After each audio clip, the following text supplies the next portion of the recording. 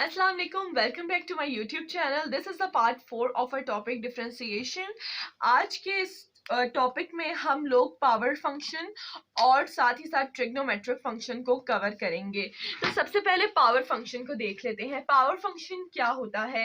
Power function को मैं एक एग्जांपल लेके आप लोगों को समझाती हूँ। जैसे मेरे पास एक एग्जांपल है, f(x) is equals to x square plus 4x plus 3 whole to the power 10। ठीक है, अब 10 क्या है हमारे पास? 10 हमारा रेडिकल है,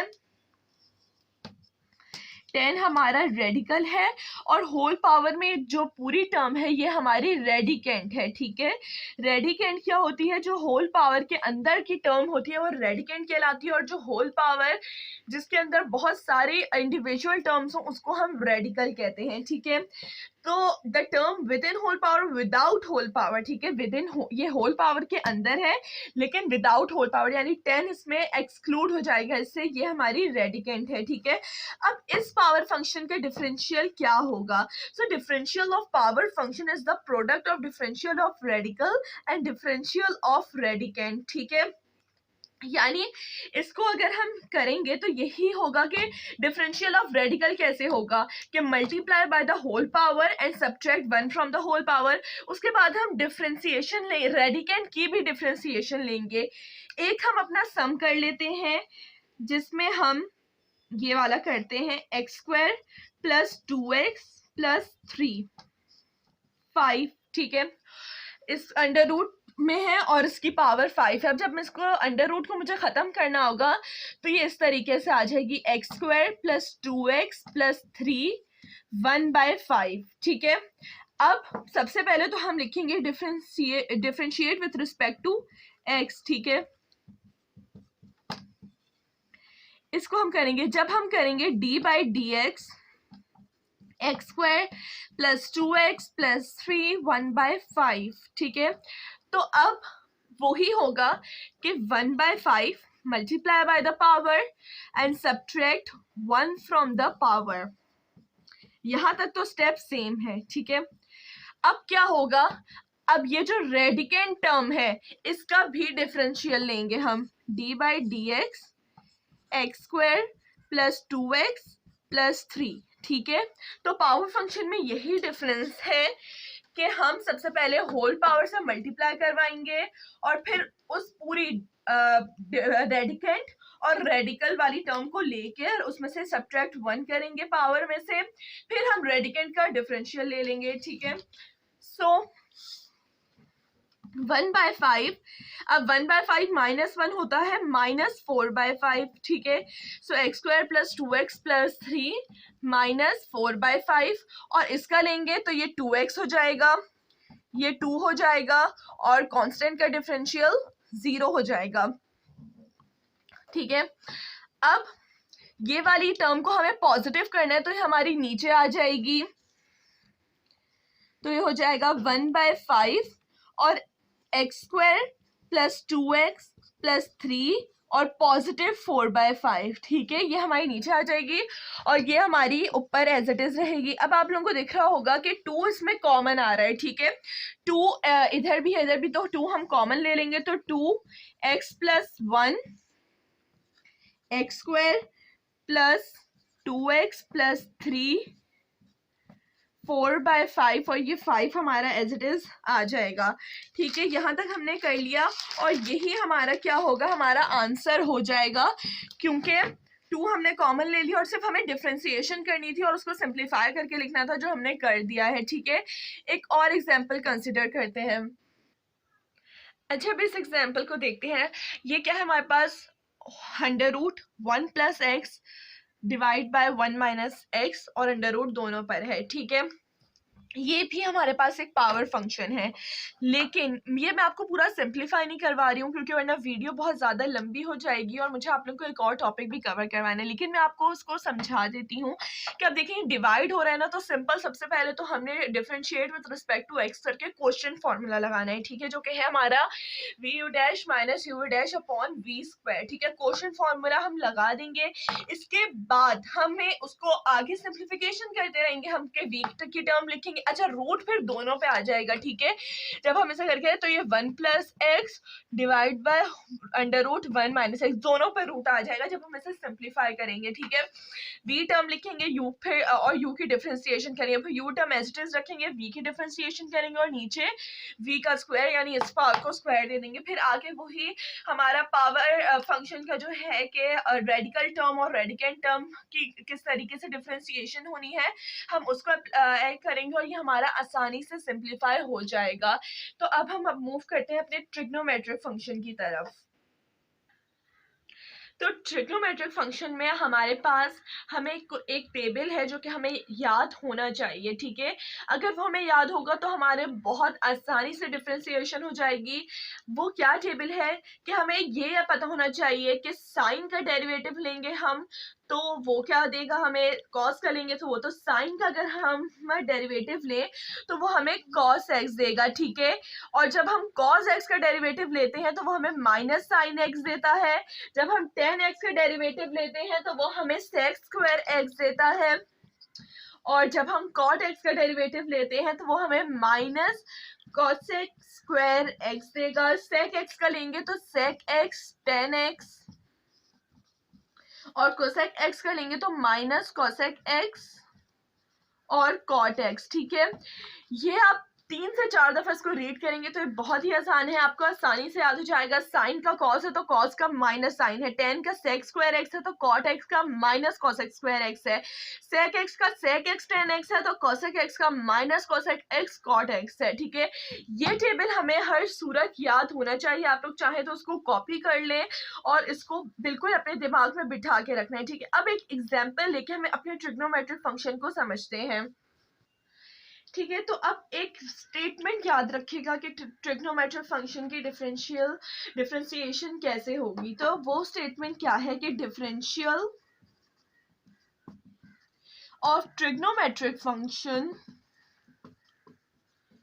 is the product of differential of radical and differential of trigonometric function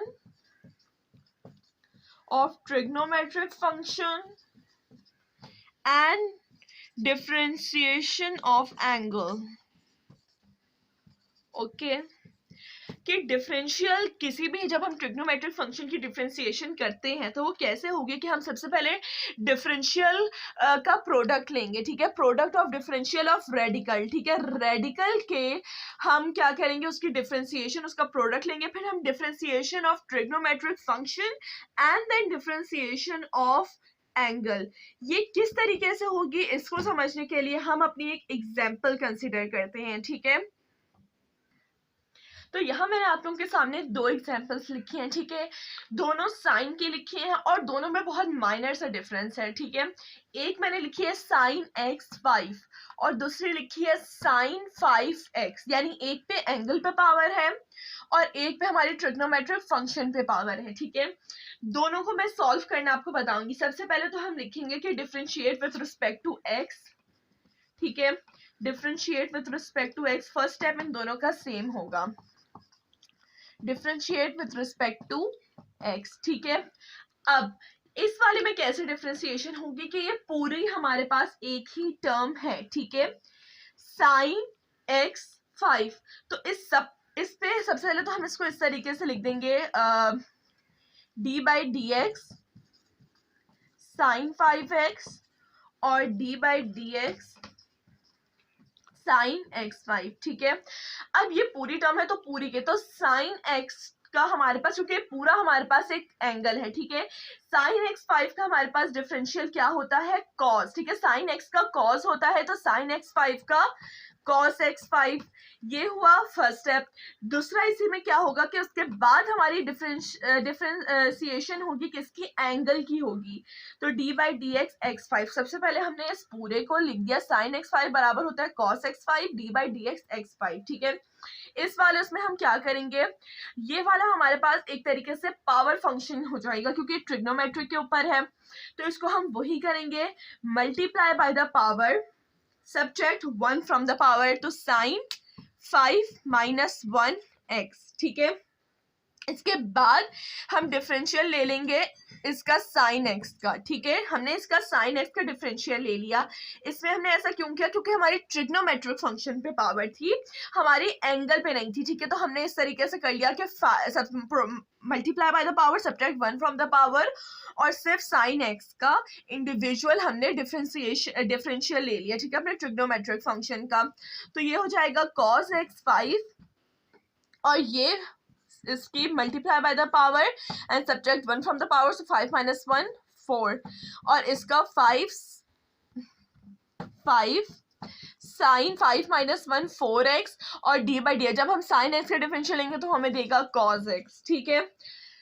इसको मैं सिंप्लीफाई करके लिख दूंगी, तो हो जाएगा 5x 4 cos x 5, और ये 5 sine 4x as it is, और cos x 5 भी एज इट इज ही रहेगा। ये हमारे इन दोनों के आंसर हो जाएंगे।